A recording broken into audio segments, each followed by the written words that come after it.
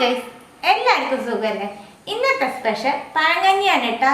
പഴങ്കഞ്ഞി എന്ത് റെസിപ്പിയാണെന്നല്ല എല്ലാവരും വിചാരിക്കണേ. പക്ഷെ ഈ ചൂട് സമയത്ത് പഴങ്കഞ്ഞിക്ക് ഒരുപാട് പ്രത്യേകത ഉണ്ട് കേട്ടോ.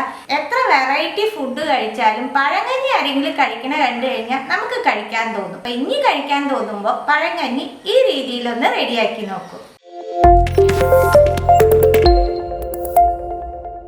6 ചെറിയ ഉള്ളി, ഒരു പച്ചമുളക്, കുറച്ച് വേപ്പില, ഇതൊന്ന് ഇടിച്ചെടുത്തിട്ട് വരാം. ഉള്ളിയും പച്ചമുളകും വേപ്പിലയും ഇടിച്ചെടുത്തു. ഇനി നമുക്ക് ചോറ് സെറ്റ് ചെയ്യാം. തലേ ദിവസം വെള്ളം ഒഴിച്ച് വെച്ചേക്കണ ചോറാണ്. ഇതിന്ന് കുറച്ച് വെള്ളം മാറ്റുന്നുണ്ട്.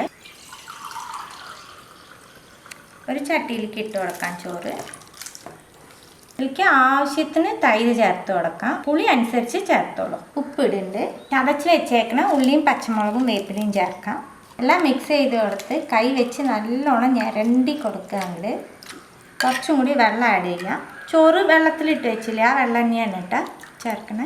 ഇതിലേക്ക് കൊണ്ടാട്ടമുളക് ചേർത്ത് കൊടുക്കാം. മുളകിൻ്റെ എരിവ് അനുസരിച്ച് പൊടിച്ചിട്ടാൽ മതിയിട്ടാ. ഒരുപാട് എരിവുള്ളതാണെങ്കിൽ അതനുസരിച്ച് ചേർത്തോളൂ. ഇനി എല്ലാം ഒന്ന് മിക്സ് ചെയ്യാം. എല്ലാം മിക്സ് ചെയ്ത് കൊടുത്തിട്ട് ഇതിലേക്ക് ഒരു സ്റ്റെപ്പും കൂടി നമുക്ക് ചെയ്യാനുണ്ട് കേട്ടോ. പാനിലേക്ക് 1 ടീസ്പൂണിൽ കുറവ് വെളിച്ചെണ്ണ ചേർക്കണം.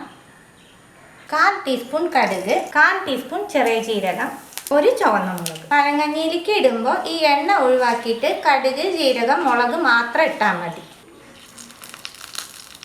ഇനി എല്ലാം മിക്സ് ചെയ്യാം. ഇത്രയേ ഉള്ളൂ കേട്ടോ. നമ്മൾ എപ്പോഴും കുടിക്കുന്നതിലും നല്ലൊരു ടേസ്റ്റ് ഉണ്ടാവും. ഇതുപോലെ നിങ്ങൾ റെഡിയാക്കി കുടിച്ചാൽ. അപ്പം അത്രയ്ക്കും ചൂടാണ് കേട്ടോ. ഈ ചൂട് സമയത്ത് തീർച്ചയായിട്ടും എല്ലാവരും ട്രൈ ചെയ്യേണ്ട ഒരു റെസിപ്പിയാണ്.